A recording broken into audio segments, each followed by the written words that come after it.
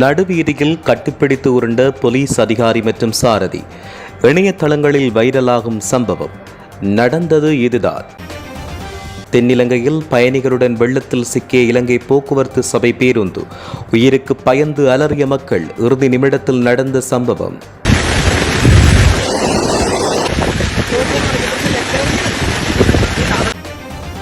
திடீரென அதிர்ந்த வீடுகள், பதறிய அயலவர்கள். சிசிடிவியில் பதிவான பரபரப்பு காட்சிகள். பாதாள கும்பல்களின் தொடர் அட்டகாசம்.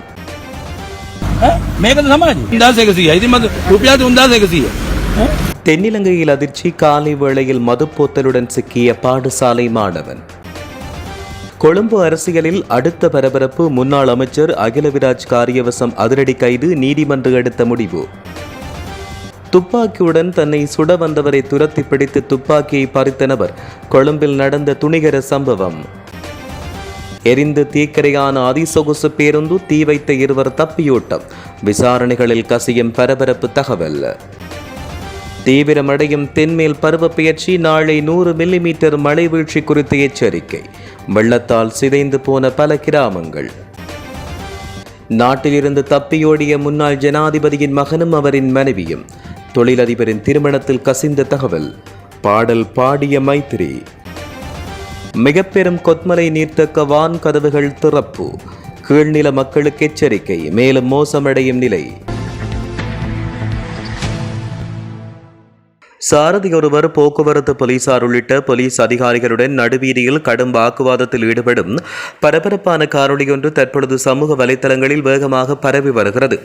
இரவு நேரத்தில் வீதியொன்றில் வைத்து பதிவு செய்யப்பட்ட இந்த காணொலியில் நீல நிற ஆடை அணிந்த சாரதி ஒருவர் போலீசாருடன் மிகவும் ஆக்ரோஷமான முறையில் முரண்படுவதோடு அதிகாரிகளை நோக்கி சத்தமிடுவதையும் அவர்களை கைகலப்புக்கு அழைப்பது போன்று நடந்து கொள்வதையும் அவதானிக்க முடிகிறது.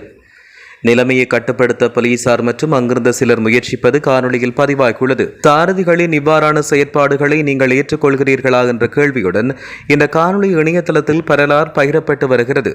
சாரதிகள் தங்களுக்கு அநீதி இழைக்கப்படும் போது நியாயம் கோர உரிமை உள்ள போதிலும் வீதிகளில் கடமையில் இருக்கும் போலீசாருடன் இவ்வாறு முரண்படுவது அல்லது அவர்களை தாக்க முற்படுவது குற்றவியல் பலப்பிரயோகம் மற்றும் அரச உத்தியோகத்தர்களின் கடமைக்கு இடையூறு விளைவித்தலாக்கிய குற்றச்சாட்டுகளின் கீழ் குறித்த நபரை உடனடியாக கைது செய்ய வழிவகுக்கும் என்பதும் குறிப்பிடத்தக்கது. ரத்மலானை ஸ்ரீ ஞானேந்திரா வீதியில் அமைந்துள்ள வீடொன்றின் மீது அடையாளம் தெரியாத நபர்கள் 2 கைக்குண்டுகளை வீசியுள்ளதாக காவல்துறையினர் தெரிவித்தனர். இதன் பொழுது வீசப்பட்ட 2 குண்டுகளில் ஒன்று வெடித்துள்ளதோடு மற்றொன்று வெடிக்காமல் இருந்ததாக ஆரம்பகட்ட விசாரணைகளில் தெரிய வந்துள்ளது. நடத்தப்பட்ட கைக்குண்டு தாக்குதல் தொடர்பில் பாதாள உலக குழுவின் தொடர்புகள் குறித்து தகவல்கள் வெளியாகியுள்ளன. இருமாடி வீடொன்றின் மீது 2 கைக்குண்டுகள் வீசப்பட்டதாகவும் அதில் ஒன்று வெடித்துள்ள நிலையில் மற்றைய கைக்குண்டு வீட்டின் தோட்டத்தில் விழுந்து கிடந்ததாகவும் போலீசார் தெரிவித்தனர். தாக்குதலால் வீட்டின் 2 ஜன்னல் கண்ணாடிகள் மாத்திரமே சேதமடைந்துள்ளன. வீட்டின் உரிமையாளர் தற்போது வெளிநாட்டில் வசிப்பதாக கூறப்படும் சார்ல்ஸ் அலோசியஸ் ஸ்மித் என்பவரின் தந்தையின் சகோதரருடைய மகன் என்று தெரிய வந்துள்ளது. சார்ல்ஸ் அலோசியஸ் ஸ்மித் என்பவர் பாதாள உலக குழு தலைவர்களான அஞ்சு எனப்படும் ஜிங்கார அமல், ஷமிந்த சில்வா மற்றும் தர்ம எனப்படும் எல்லாவல லியனகே தர்மஸ்ரீ ஆகியோருடன் நெருங்கிய தொடர்பை பேணி வந்துள்ளதாகவும் பின்னர் அஞ்சுவுடன் அவருக்கு முரண்பாடு ஏற்பட்டதாகவும் தகவல்கள் தெரிவிக்கின்றன. தென்னிலங்கையில் பாடசாலைக்கு செல்லும் மாணவன் ஒருவன் காலை வேளை மதுப்போத்தலுடன் பிடிபட்டுள்ள சம்பவம் ஒன்று பதிவாகியுள்ளது. காலை நேரத்தில் பாடசாலைக்கு செல்லும் குறித்த மாணவன் இவ்வாறு மதுபான போத்தலுடன் சிக்கியுள்ளமை அந்த பகுதியில் பெரும் அதிர்ச்சியையும் பரபரப்பையும் ஏற்படுத்தியுள்ளது. பாடசாலை மாணவர்கள் மத்தியில் இவ்வாறான சம்பவங்கள் பதிவாகி வருகின்றமை பெற்றோர் மற்றும் சமூகத்தினர் மத்தியில் பெரும் கவலையை தோற்றுவித்துள்ளது. இது தொடர்பான மேலதிக விசாரணைகள் அல்லது நடவடிக்கைகள் குறித்து உரிய தரப்பினர் கவனம் செலுத்துவது அவசியமாகும் என்றும் வலியுறுத்தப்பட்டுள்ளது. அம்பகமுவ பகுதியில் ஏற்பட்ட திடீர் வெள்ளத்தில் சிக்கிக்கொண்ட இலங்கை போக்குவரத்து சபைக்கு சொந்தமான பேருந்தில் இருந்த பயணிகள் அனைவரையும் இளைஞர்கள் குழுவொன்று பாதுகாப்புடன் மீட்டுள்ளது. நாவலப்பிட்டி டிப்போவுக்கு சொந்தமான குறித்த பேருந்து அம்பகமுவ பகுதியில் பயணித்துக் கொண்டிருந்த போது எதிர்பாராவிதமாக திடீர் வெள்ளத்தில் சிக்கி நடுவீதியில் நின்றுள்ளது. இதனால் பேருந்துக்குள் இருந்த சிறியவர்கள் முதல் முதியவர்கள் வரையிலான அனைத்து பயணிகளும் வெளியேற முடியாமல் அச்சத்திலும் உதவியற்ற நிலையிலும் தவித்துள்ளனர். அந்த சமயம் லொரியொன்றில் அந்த பகுதிக்கு வந்த நாவலப்பிட்டியைச் சேர்ந்த இளைஞர்கள் தங்களது உயிரையும் பொருட்படுத்தாமல் துணிச்சலுடன் வெள்ள நீரில் இறங்கியுள்ளனர். வெள்ளத்தில் சிக்கியிருந்த பேருந்தில் இருந்த ஒவ்வொருவரையும் அவர்கள் மிகவும் சிரமத்துக்கு மத்தியில் பத்திரமாக மீட்டு பாதுகாப்பான இடங்களுக்கு கொண்டு சேர்த்துள்ளனர். தக்க சமயத்தில் துணிச்சலாக செயற்பட்டு பல உயிர்களை காப்பாற்றிய நாவலப்பிட்டி இளைஞர்களின் இந்த மனிதநேய செயலுக்கு பலரும் தங்களின் பாராட்டுக்களை தெரிவித்து வருகின்றனர். முன்னாள் அமைச்சர் அகிலவிராஜ் காரியவசம் கைது செய்யப்பட்டுள்ளார். வாக்குமூலம் ஒன்று வழங்குவதற்காக லஞ்ச ஊழல் ஆணைக்குழுவில் இன்று முற்பகல் ஆஜரான போது அவர் கைது செய்யப்பட்டுள்ளார்.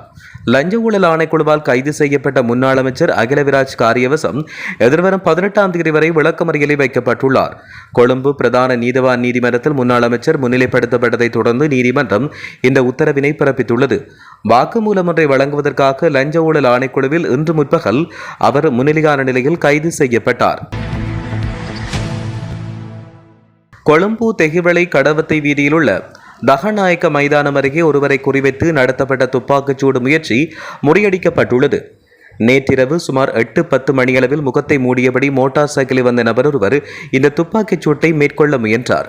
மைதானத்துக்கு அருகிலுள்ள ஒரு பேக்கரியின் உரிமையாளரை இலக்காக கொண்டு இந்த துப்பாக்கிச் சூடு நடத்தப்பட்டது. ஆனால் அப்போது துப்பாக்கிச் சூடு நடத்தியவரின் துப்பாக்கி வெடிக்கவில்லை. இந்நிலையில் பேக்கரி உரிமையாளர் துப்பாக்கிச் சூடு நடத்தியவருடன் போராடிய போது அவரிடமிருந்து துப்பாக்கியை பறித்துக் கொண்டார். பின்னர் துப்பாக்கிச்சூடு நடத்தியவர் சம்பவ இடத்திலிருந்து தப்பிச் சென்றதாகவும் பேக்கரி உரிமையாளருக்கு சிறு காயம் ஏற்பட்டதாகவும் காவல்துறையினர் தெரிவித்தனர். இச்சம்பவம் குறித்து தற்பொழுது விசாரணைகள் ஆரம்பிக்கப்பட்டுள்ளன. கடுவல பிரதான பேருந்து நிலையத்துக்கு அருகாமையில் உள்ள பாராந்த சந்தை வளாகத்தில் நிறுத்தப்பட்டிருந்த சொகுசு பேருந்தொன்றுக்கு இன்று அதிகாலை மோட்டார் சைக்கிளில் வந்த இனந்தெரியாத இருவர் தீ வைத்துவிட்டு தப்பிச் சென்றுள்ளதாக கடுவல போலீசார் தெரிவித்தனர். நெடுஞ்சாலை வழியாக கடுவல மாத்தறை இடையே இயக்கப்படும் சொகுசு பேருந்துக்கு இவ்வாறு தீ வைக்கப்பட்டுள்ளதுடன் தீ விபத்தால் பேருந்து முற்றிலும் இருந்து சாம்பலாகியுள்ளது. அத்துடன் குறித்த பேருந்து கரையில் நிறுத்தப்பட்டிருந்த கடுவல கொல்லப்பட்டி சாதாரண சேவை பேருந்துகள் இரண்டும் தீயினால் லேசான சேதத்துக்குள்ளாகியுள்ளதாக போலீசார் தெரிவித்தனர். இன்று அதிகாலை 2:30 மணி முதல் 2:45 மணி கிடைப்பட்ட காலத்தில் மோட்டார் சைக்கிளில் வந்த இருவர் பேருந்திற்கு தீ வைப்பதைக் கண்டு அருகில் இருந்த மற்றொரு பேருந்திருந்த ஓட்டுநரும் நடத்துனரும் கூச்சலிட்டனர். இதன்போது அவர்கள் அங்கிருந்து தப்பிச் சென்றுள்ளனர். தீ வைக்கப்பட்ட பேருந்துக்குள் ஓட்டுநரும் நடத்துனரும் உறங்கிக் கொண்டிருந்த நிலையில் மற்றைய பேருந்திருந்த சகாக்களின் கூச்சல் கேட்டு அவர்கள் பேருந்திலிருந்து வெளியே குதித்து உயிர் தப்பினர். தனிப்பட்ட பகையின் காரணமாக இந்த தீ வைப்பு சம்பவம் இடம்பெற்றிருக்கலாம் என கூறியுள்ள கடுவல போலீசார் சம்பவம் தொடர்பில் மேலதிக விசாரணைகளை ஆரம்பித்துள்ளனர். தென்மேல் பருவப்பெயர்ச்சி தீவிரமடைவதால் நாளை நாட்டின் பல பகுதிகளில் 100 மில்லிமீட்டருக்கு மேல் மழை வீழ்ச்சி பதிவாகக்கூடும் என வளிமண்டலவியல் திணைக்களம் எச்சரிக்கை விடுத்துள்ளது. நாட்டின் தென்மேற்கு பகுதிகளில் நிலவும் மழை மற்றும் காற்றுடன் கூடிய காலநிலை நாளை முதல் அதிகரித்து அடுத்த சில நாட்களுக்கு தொடரும் என திணைக்களம் அறிவித்துள்ளது. இதுகுறித்து வெளியிடப்பட்ட அறிக்கையில் மேல் சப்ரகமுவ மற்றும் வடமேல் மாகாணங்களிலும் கண்டி நுவரெலியா காலி மற்றும் மாத்தறை மாவட்டங்களிலும் இடையிடையே மழை அல்லது இடியுடன் கூடிய மழை பெய்யக்கூடும்.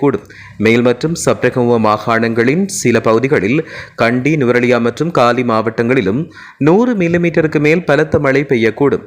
இதனிடையே குறிப்பாக அம்பாறை, மட்டக்களப்பு மற்றும் மொனராகலை மாவட்டங்களின் சில இடங்களில் பிற்பகல் 2 மணிக்கு பின்னர் மழை அல்லது இடியுடன் கூடிய மழை பெய்யக்கூடும்.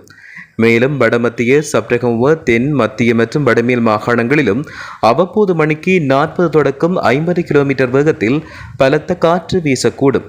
இடியுடன் கூடிய மழையின் பொழுது ஏற்படும் தற்காலிக பலத்த காற்று மற்றும் மின்னல் தாக்கத்தால் ஏற்படுகின்ற சேதங்களை குறைத்துக் கொள்ள தேவையான முன்னெச்சரிக்கை நடவடிக்கைகளை மேற்கொள்ளுமாறு பொதுமக்கள் கேட்டுக் கொள்ளப்பட்டுள்ளதாக தெரிவிக்கப்பட்டுள்ளது. முன்னாள் போலீஸ் மா அதிபர் பூஜித் ஜெயசுந்தர மற்றும் முன்னாள் பாதுகாப்பு செயலாளர் கேமஸ்ரீ பெர்னாண்டோ ஆகியோருக்கு வழங்கப்பட்ட மரண தண்டனையினால் முன்னாள் ஜனாதிபதி மைத்ரிபால சிறிசேன கவலையடைந்துள்ளதாக தெரிவிக்கப்படுகிறது. பிரபல தொழிலதிபரின் மகனின் திருமணத்திற்கு மைத்ரிபால சிறிசேன அழைக்கப்பட்ட நிலையில் மிகவும் கவலையான தோற்றத்தில் இருந்துள்ளமை பலராலும் அவதானிக்கப்பட்டுள்ளது. இதன்பொழுது மைத்ரிபாலவை நன்கு அறிந்தவர்கள் திருமணத்தில் பாடல் ஒன்றை பாடுமாறு வற்புறுத்திய நிலையில் அவர் அங்கு தந்தை மகனை பற்றிய பாடலை பாடியதாக தகவல் வெளியாகியுள்ளது. முன்னாள் ஜனாதிபதி மைத்ரிபால சிறிசேனவின் மகன் தகாம் ஸ்ரீசேனவும் அவரின் மனைவியும் நாட்டை விட்டு தப்பிச் சென்றதாக ஊடகங்களில் செய்திகள் வெளியாகி வரும் நிலையில் மைத்ரிபாலவின் பாடல் தொடர்பில் தகவல் ஒன்று வெளியாகியுள்ளது. தகாம் ஸ்ரீசேன மற்றும் அவரின் மனைவியின் குடும்பத்திற்கு எதிராக 500 கோடி ரூபாவுக்கும் அதிகமான வரி மோசடி தொடர்பான குற்றச்சாட்டுகள் முன்வைக்கப்பட்டுள்ளன. இதன் காரணமாகவே அவர் நாட்டை விட்டு தப்பியோடியதாக கூறப்படும் நிலையில் இந்த செய்தியை வெளியிட்ட ஊடக நிறுவனத்திடம் முன்னாள் ஜனாதிபதி மைத்ரிபால சிறிசேன பேசியுள்ளதாகவும் தெரிவிக்கப்பட்டுள்ளது. நுவரெலியா மாவட்டத்தில் மேல் கொத்மலை நீர்த்தக்கத்தின் நீர்பிடிப்பு பகுதிகளில் பெய்து வரும் பலத்த மழை காரணமாக அந்த நீர்த்தக்கத்தின் 3 வான்கதவுகள் இன்று அதிகாலை தன்னிச்சையாக திறந்துள்ளதாக அதற்கு பொறுப்பான பொறியாளர்கள் தெரிவித்தனர். மேலும் ஒவ்வொரு நீர் வெளியேற்றும் கதவிலிருந்தும் வினாடிக்கு 30 கனமீட்டர் நீர் கொத்மலை ஓயாவுக்கு வெளியேற்றப்படுவதாக தெரிவித்தனர். தொடர்ச்சியாக நீர்த்தக்கத்தின் நீர்பிடிப்பு பகுதிகளில் பலத்த மழை தொடருமானால் எஞ்சிய வான்கதவுகள் தன்னிச்சையாக திறக்கப்படும் என்பதால் நீர்த்தக்கத்தின் கீழ்ப்பகுதியில் உள்ள கொத்மலை ஓயாவின் இரு கரைகளிலும் வசிக்கும் மக்கள் விழிப்புடன் இருக்குமாறு அரச முகாமைத்துவ நிலையம் அறிவுறுத்தல் விடுத்துள்ளது.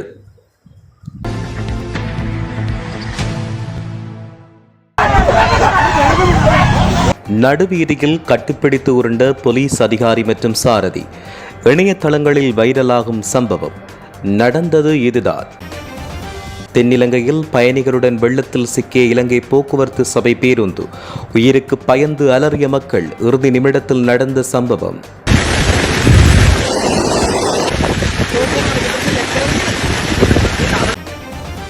திடீரென அதிர்ந்த வீடுகள், பதறிய அயலவர்கள். சிசிடிவியில் பதிவான பரபரப்பு காட்சிகள். பாதாள கும்பல்களின் தொடர் அட்டகாசம்.